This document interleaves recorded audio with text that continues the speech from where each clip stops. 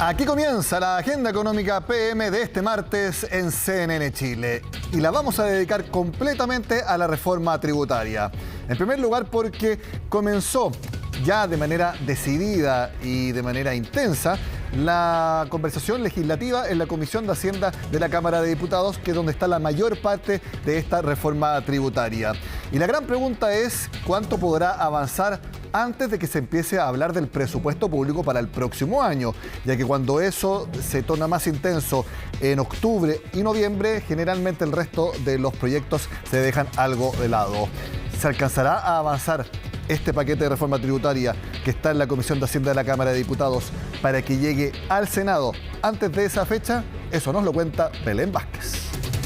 Quedan poco más de 2 meses para que se inicie la discusión presupuestaria para 2023 en el Parlamento, y ese es un plazo autoimpuesto que el gobierno busca no sobrepasar, pues en ese punto pretenden que el primer paquete de la reforma tributaria ya haya sido aprobado en la Cámara Baja y esté en el Senado. Yo creo que apurar la reforma tributaria tiene un mal pronóstico y va a causar una desconfianza en las fuerzas políticas democráticas del Congreso. Esta reforma es muy importante, es una reforma que tiene muchos temas, muchas letras chicas y por lo tanto, por lo menos lo que hemos conversado en la Comisión de Hacienda es que esto se va a tratar capítulo por capítulo con el mayor detalle posible. El ministro Mario Marcel planteó esta necesidad para evitar el paréntesis que se abriría con la tramitación del erario público y también para que se pueda retomar el ritmo de trabajo en un plazo menor. Pero los reparos por los tiempos legislativos ya habían sido advertidos desde ambos sectores incluso antes de que el proyecto fuera presentado. Se necesita una discusión seria, dicen los legisladores, y eso requiere tiempo. Por lo mismo, no todos están llanos a avanzar al ritmo del gobierno. Se ve difícil, muy difícil. Yo creo que esta es una reforma que implica muchos aspectos. Todavía no tenemos ni siquiera un comparado por el que guiarnos y por tanto creo yo todavía tenemos mucho trabajo por delante. Pero para eso requerimos fondos públicos, un aumento de esos fondos públicos. Primero agradecerle al gobierno porque inicialmente la discusión se quería acotar hasta antes del mes de septiembre. Claramente es una reforma mucho más profunda de lo que uno pudiera haber proyectado inicialmente. Es una recaudación que se estima del 4,1% del PIB. Sin embargo, en el oficialismo tienen visiones más optimistas respecto de la meta del Ejecutivo, aunque reconocen que hay un leve retraso. El mes de julio ha servido para escuchar en extenso al Ministerio de Hacienda, que ha entregado los detalles de cada uno de los artículos a modificar, pero todavía falta. Estamos avanzando. Yo diría que también, a propósito de la misma labor legislativa, no hemos podido hacer todas las sesiones aún para poder conocer los detalles de la reforma tributaria. En eso, la prioridad para nosotros como parlamentarios y parlamentarias es abordar el debate de buena manera. Este martes nuevamente sesionó la Comisión de Hacienda de la Cámara, donde, entre otras cosas, se abordaron las modificaciones que se quieren introducir en evasión y elusión, en particular aclarando las dudas sobre si la elusión era o no un delito. La elusión es un delito civil. Lo diferencia de la evasión, porque la evasión es un delito penal. A nivel internacional se entiende que el principal problema que tienen que combatir los estados es justamente la elusión fiscal. Las exposiciones del ministerio seguirán por lo que resta de mes y los primeros días de agosto. Mientras, en la semana distrital, los miembros de la comisión deberán evaluar la propuesta de la Secretaría, que de momento solo ordena las próximas audiencias y posteriormente tendrá un programa concreto de tramitación. Los invito a que recordemos las medidas principales de la reforma tributaria. Partimos por los cambios al impuesto a la renta, el impuesto de segunda categoría. Estos cambian a partir del quinto tramo, es decir, entre 4 millones de pesos y hasta 5,2 millones. Ahí el aumento del impuesto es de 23 a 26%. Luego, entre 5,2 millones y 6,4 se pasa de 30 a 35%. En el siguiente tramo, que es hasta 8 millones de pesos como ingresos al mes, se pasa de 35 a 40 y finalmente para quienes reciben ingresos por sobre 8,1 millones de pesos al mes, pagarán un monto de 43% si es que se aprueba la reforma tal como está. Recordemos que esto se grava por tramos. No es que para quienes ganen más de 8 millones de pesos al mes se le grava 43% a todos esos 8 millones. No, solamente al tramo que lleva de 8 millones, por ejemplo, a 10 millones. Esa es cómo funciona el impuesto a la renta en segunda categoría. Ya, ahora, ¿cómo se pasa del sistema actual, que es el semi-integrado, a uno dual o semidual? Las empresas, las grandes, actualmente pagan 27% de las utilidades. Bueno, con la reforma pagarían 25%, hay una rebaja, pero siempre y cuando ese 2% extra sea destinado a inversión en I+D, es decir, investigación y desarrollo. Para los dividendos, para los retiros que hacen accionistas, se le grabará con el 22%, que es el impuesto a la renta de capital. Y el mismo 22% se grabará para las ganancias de capital bursátil. Ese también es algo nuevo. Ahora, para el proyecto de la pensión garantizada universal, las impuestos a las ganancias de capital se grababan en 10%. Todavía ni siquiera debuta y ya se quiere subir a 22%. Sigamos con las pymes, porque se mantiene su régimen integrado, es decir, pagan 25% de impuestos a las utilidades como es ahora, tendrán una rebaja del IVA total o parcial por 12 meses, también se reduce el interés si es que no pagan el impuesto, se reduce a solo 1% mensual y también, esto es importante, se limita el acceso a la renta presunta. Recordemos que varias propuestas tributarias han sido eliminar de plano la renta presunta, bueno, al menos se propone que se limite. Este es un tema también que ha sido muy discutido y que antes se llamaba el impuesto a los súper ricos, ahora es el impuesto al patrimonio o a la riqueza.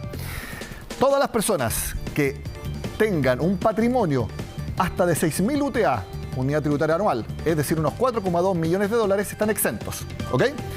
Desde 4,2 millones de dólares hasta 12,7 millones de dólares, que son 18.000 unidades tributarias anuales, se grabará con 1% de ese patrimonio.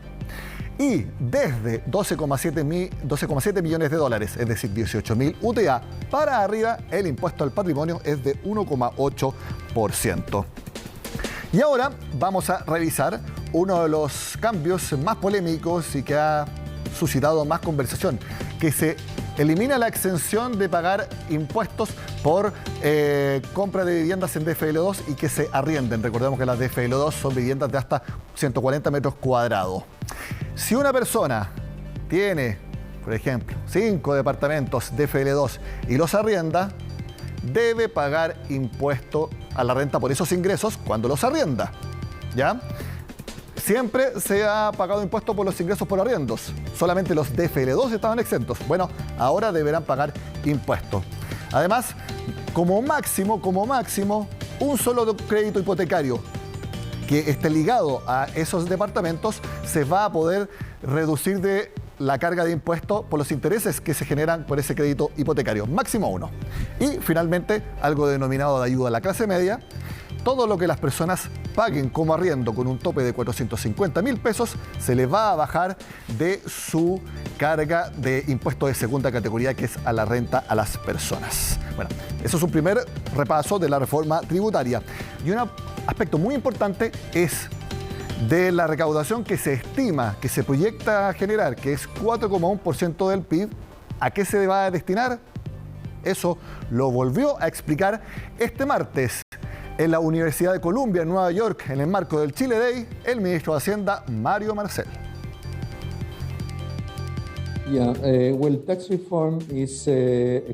Se espera que la reforma tributaria permita recaudar cerca del 4% del Producto Interno Bruto para el año 2026.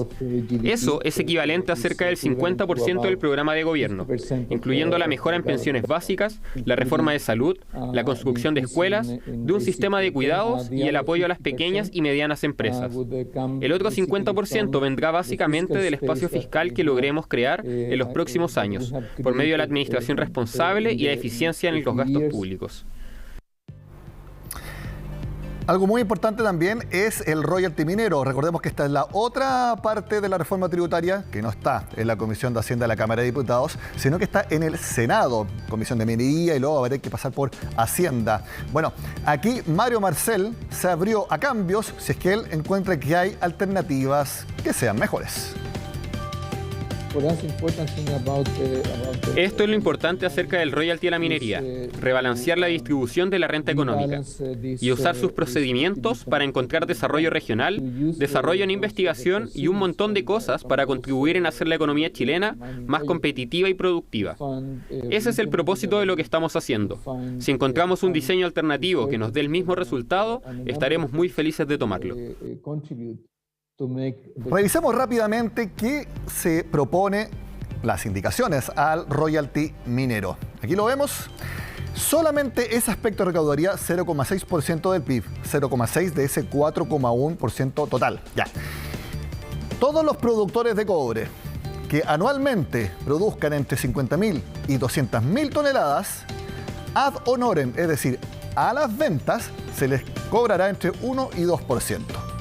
También ad honorem, que son las ventas, pero para productores desde 200.000 toneladas de cobre al año y más, aquí están todas las grandes mineras transnacionales, Codelco también, pero obviamente Codelco es estatal. Bueno, pagarían entre 1 y 4%. Aquí está gran parte de la discusión actual respecto a que tiene que ser o no ad honorem. Y aquí está también otra parte muy importante, utilidades operacionales.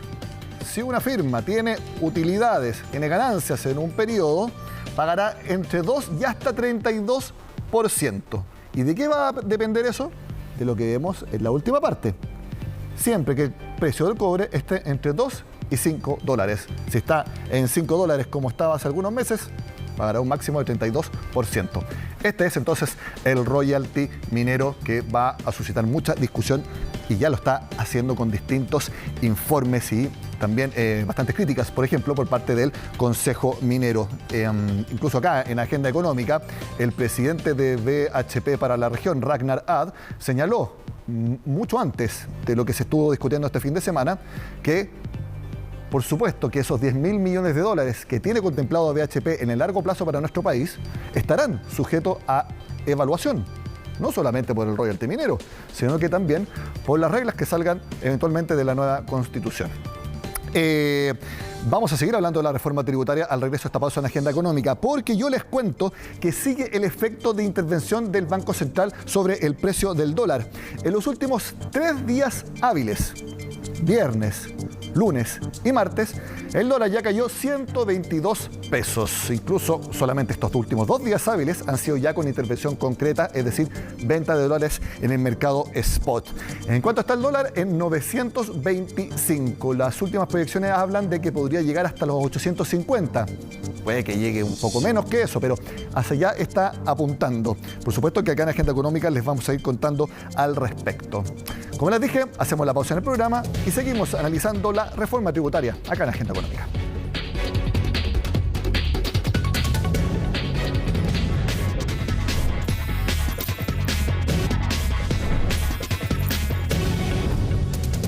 En términos generales, la actual reforma tributaria ha sido mucho menos criticada, ha generado mucho menos polémica y también parece ser bastante más clara que la reforma tributaria que impulsó Michelle Bachelet en su último gobierno. Vamos a ver si opinan lo mismo los abogados tributaristas. Lo analizamos con uno de ellos, Juan Pablo Cabello, que está en contacto de Agenda Económica. Juan Pablo, gracias por estar en CNN Chile. Buenas tardes. Buenas tardes, un gusto saludarte. Igualmente. Juan Pablo, lo que yo dije respecto a la reforma tributaria como una visión general, simplemente me baso en mi propia percepción de cuando también nos tocó analizar y reportear la reforma tributaria que presentó Michelle Bachelet a través del ministro Alberto Arenas. ¿Es una opinión que ustedes también comparten? Sí, la verdad es que si uno mira en términos generales esta reforma tributaria, va en línea con lo que se ha indicado previamente por el Ministerio de Hacienda. Esto es, claramente es una reforma tributaria que lo que busca es recaudar y que esa recaudación venga principalmente de los sectores que tienen mayores ingresos y de las rentas del capital. Entonces, esos grandes titulares se ven y se cumplen con esta reforma tributaria y los otros mensajes que habían sido previamente señalados también se recogen en esta reforma tributaria. Lo que no deja y no quita que es una reforma muy relevante, estructural y que es bastante omnicomprensiva en distintos aspectos. Y ahora que se conocen los proyectos de ley, se conocen los detalles, ¿cuál es la evaluación que hacen con el texto ya presentado? Lo pregunto porque yo me acuerdo, una vez fui a un seminario de la Cámara de Comercio de Santiago para expertos tributarios, para contadores, no solo los periodistas. Y la cara que tenían los contadores en la última reforma tributaria era que no entendían absolutamente nada. La pregunta es, ¿el proyecto actualmente para ustedes es entendible? ¿Es claro? Vamos a ver si las medidas son correctas, si hay algunas personas que pueden decir que no están de acuerdo, pero en términos de la legibilidad, de que sea entendible, ¿es un proyecto entendible? Sí, a ver, es un proyecto que en general está bien escrito. Es un proyecto que se entienden los conceptos y se entienden los detalles, pero sin perjuicio de eso, como hay un cambio en la estructura del impuesto a la renta, en la relación impositiva de las empresas con las personas, requiere un cambio bastante mayúsculo en cómo proceder en las declaraciones de los impuestos futuros. Y eso que implica, como hay un cambio del sistema, donde salimos de este sistema semi-integrado en las grandes empresas y vamos a este sistema dual que se llama, sí va a traer una serie de complejidades en todo el periodo transitorio para llegar a ese nuevo sistema.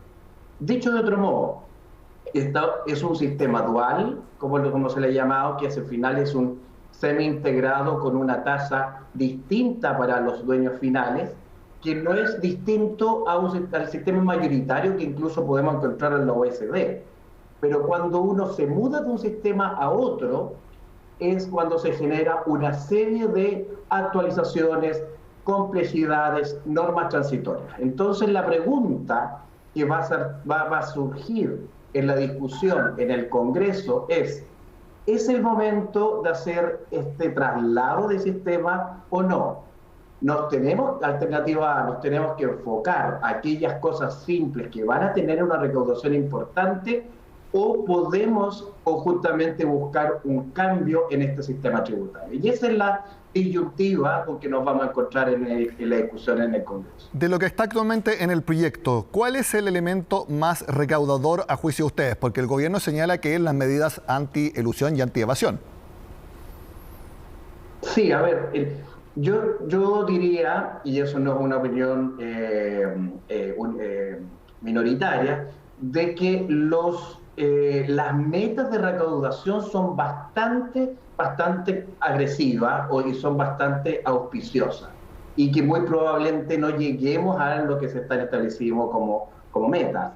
En la elusión y la evasión, todas estas herramientas que se le están dando al Servicio de Impuestos Internos, bienvenidos sean. Ajustes más, ajustes menos, algunos recursos que se quitan que pudiesen no quitarse, pero son medidas que van a rebajar la elusión y la evasión. ¿Cuánto se va a recaudar por eso? La verdad es que es algo que probablemente no vamos a llegar a la meta que establece el gobierno y que va a ir siendo paulatino dentro de este ejercicio que sí hay que hacer. A diferencia de otras medidas, por ejemplo, tú comentabas respecto al royalty minero. El royalty minero es un efecto bastante inmediato, incluso inmediato, de mayor recaudación, puesto que venimos con un tratamiento tributario royalty minero que hay un consenso mayoritario en que el aporte tributario que está haciendo el sector minero puede ser bastante mayor, pero sin perjuicio que es muy probable que la discusión en el Congreso pueda determinarse que la propuesta y el proyecto que está establecido y que fue presentado exceda de lo que se espera como recaudación y que no le quite competitividad a las empresas mineras frente a nuestros competidores australianos, peruanos, etc. Es decir, royalty minero tenemos que avanzar rápidamente, tenemos que buscar una mayor recaudación, pero tenemos que estar bastante de acuerdo en cuánto es lo que se puede recaudar sin afectar la competitividad. ¿Por qué? Porque el proyecto excede de lo que estaba actualmente en la Comisión de Minería del Senado. Y yo creo que ahí hay una materia importante para revisar. Una de las novedades que tiene este sistema dual, volviendo a que ya no va a ser un sistema semi-integrado, es el impuesto a la renta de capital, es decir, que se grava con 22% el retiro de dividendos por parte de los accionistas, por parte de los socios. ¿Ese 22% se contabiliza como crédito para el global complementario parcialmente, o no se contabiliza nada como crédito y simplemente se suma? Sí, a ver, este sistema dual, lo que está diciendo es cuando se retiran las utilidades por parte del contribuyente final, en este caso la persona natural afecta al global complementario, va a quedar con una tasa de un 22%. Es decir, no nos olvidamos de los créditos de los impuestos corporativos, el impuesto que pagó la empresa, sino que es una tasa del 22%. con dos características especiales. Primero, un buen elemento que es aquellos que tengan globales complementarios con una tasa efectiva menor, pueden opcionalmente reliquidarlo. Es decir, que teniendo este retiro, puedan quedar con una tasa que le sujeten a una tributación definitiva menor al 22. No así los que puedan estar mayor porque se quedan con este 22 en tasa plana. Lo que sí ocurre es que los retiros sí se consideran para el cálculo del global complementario de otras rentas. Por ejemplo, si hay una persona que tiene un sueldo y además recibe retiros, los retiros no van a estar afectos al global complementario, van a estar sujetas al 22%. Pero sí se van a considerar como renta exenta para calcular en qué global complementario va a quedar el sueldo. Entonces, ¿qué es lo que puede implicar? Puede implicar que esta persona, al cual le han retenido el impuesto único, tenga que pagar por los retiros un 22%, pero que en abril tenga que pagar un diferencial mayor de global complementario por las remuneraciones recibidas. Entonces, ese es un aspecto importante de analizar, es decir, ¿vale la pena desde la perspectiva técnica que ese retiro vaya como renta exenta al global complementario o no se considere para el cálculo del global complementario por otra renta? Y eso es una materia que de seguro va a ser también de discusión. También, asimismo, la tasa del 22%, que probablemente va a ser punto de discusión. Bueno, y acá en Agenda Económica haremos todo lo posible porque este tipo de discusiones las vayamos explicando y las vayamos sobre todo entendiendo. Porque uno puede, por ejemplo, ahora en la conversación con Juan Pablo, entenderlo, pero después hay que volver a conversarlo porque se tiene que internalizar para realmente comprenderlo cabalmente. Juan Pablo Cabello, abogado tributario, muchas gracias por estar en Agenda Económica. Que estén muy bien. Encantado, un gusto saludarlos. Muy bien, termina la Agenda Económica de este martes. Sigan con nosotros acá en CNN Chile.